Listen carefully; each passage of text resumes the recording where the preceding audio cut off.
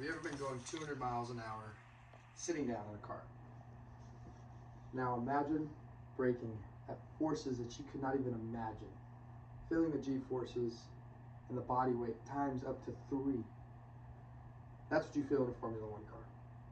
Here I'm ready to explain to you what I've done extensive research on why Formula One is the pinnacle of motorsports. Topics we'll be going over is, what is G-force and why does it affect a driver so much? We'll be going over the mental and coordination that a driver requires. And then we'll go over a bit of what the differences between motorsports and why Formula One is the peak of it. Now, first let's talk about G-forces. What is G-forces? Well, G-forces is the acceleration relative to gravity. You might ask, how does this affect a normal driver? Well, I made a visual aid here to kind of demonstrate the differences. In the blue, we have a normal car. What you, as a driver, feel on a normal basis.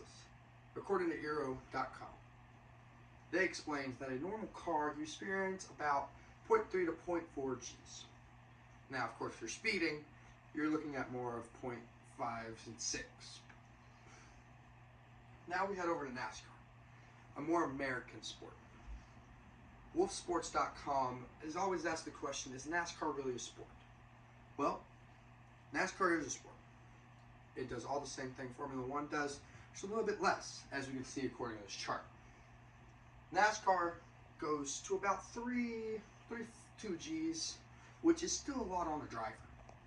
Of course, taking ovals and stuff is a little bit different than the street circuits that you're used to in Formula One, but they still affect the same way. Now we look into the magenta. Formula One, up to 6 to 5 Gs. You now be wondering, how does that affect you in general? I can handle 6 Gs. I've rode on a roller coaster before. Not with all the stuff that you need to do in a Formula One car. Now, Mercedes.com has done extensive research over Formula One. They're a Formula One team. And they have tested their drivers to see the mental capabilities that they have to go through in a G-forces, and that's what I want to talk about next. The mental coordination of Formula One drivers. Now, Formula One drivers must do all of this high-pace, high-speed stuff going about 200 miles an hour while managing a lot of stuff on the car. ERS, DRS. They have to manage their strats, what their engine's running, how hot their engine and their tires are.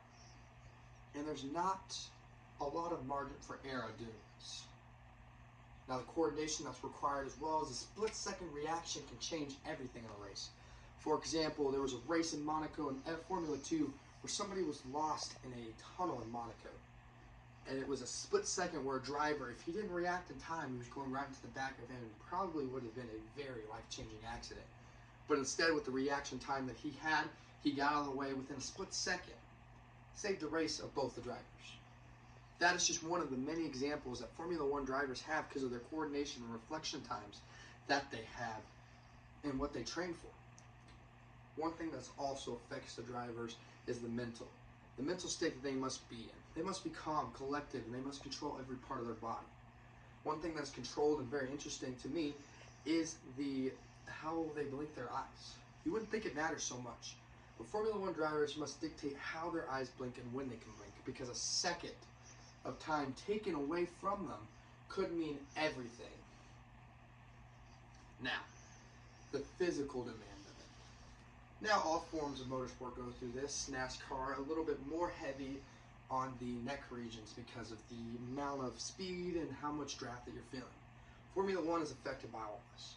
Neck strength, core strength, physical, just overall physical strength in Formula One. Neck strength is affected because of the G-forces. In order to pull 7 to 9 Gs for 2 hours, 75 laps around, you've got to have a strong neck. And that neck training goes all the way through. Now, of course, we've seen many of drivers do over 200 pounds on neck machines. Now, just for the record, a roller coaster, you need to train if you don't want to hurt your neck 100 pounds. These drivers are doing 200 pounds lightly like it's nothing to train for races that no one can just sit in a car and do. Their core strength and their overall arm strength as well is affected because of the steering wheel and all of the other components in the car, like brakes, that require a strong footing and core and able to control. That is the difference that separates Formula One from other motorsports and driving in general. Overall, Formula One has shown over the years to be one of the greatest sports ever, engineering back into the 1940s. And over time, Formula One has become something of a pinnacle of the absolute top where they need to be. Formula One is a pinnacle of motorsports because of their margin for error, their time to gain, and just the overall skill it takes to drive them. Across all the different motorsports platforms, I believe, with the research that I have done, that Formula One is the pinnacle. Thank you for your time.